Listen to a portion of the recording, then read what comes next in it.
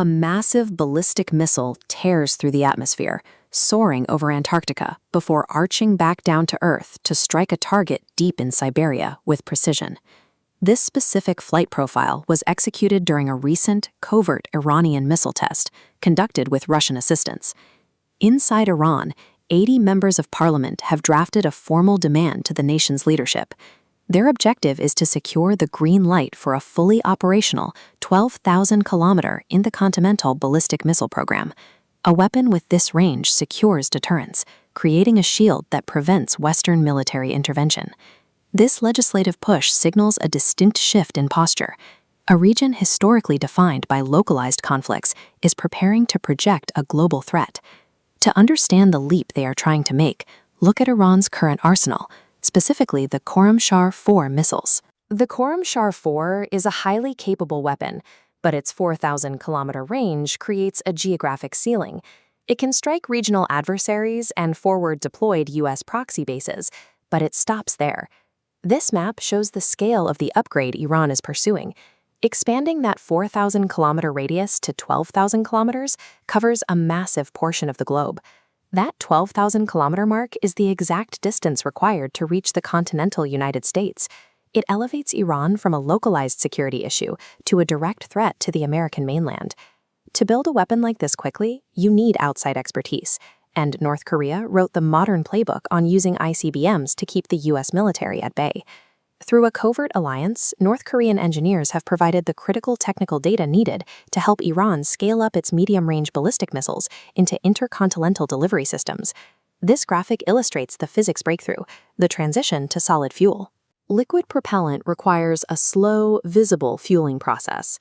Solid propellant, however, is built directly into the missile. Pre-fueled, these rockets fire immediately, leaving zero setup time for surveillance satellites to detect a launch. Then there's the speed.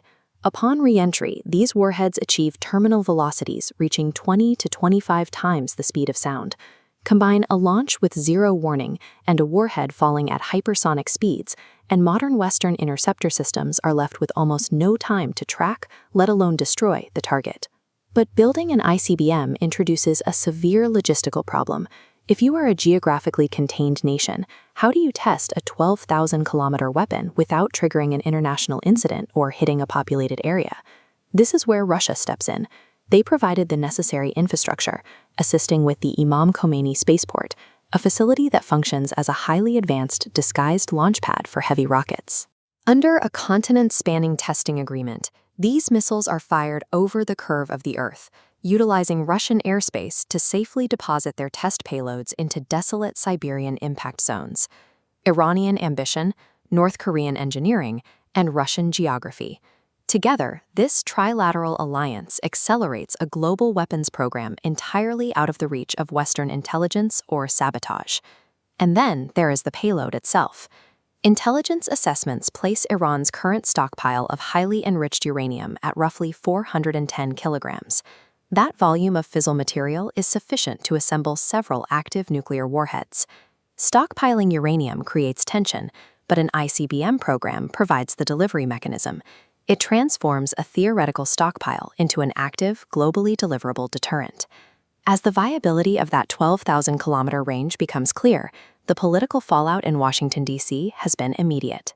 In a rare bipartisan move, the U.S. Congress advanced legislation to strictly limit the president's authority to launch unilateral military strikes against Iran without prior legislative approval. Compare that legislative caution to the aggressive, unilateral posture taken by recent administrations, who frequently threaten direct kinetic strikes on Iranian soil.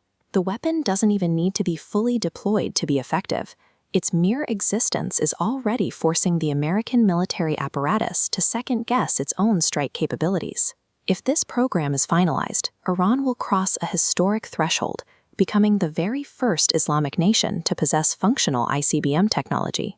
The tactical consequences are immediate.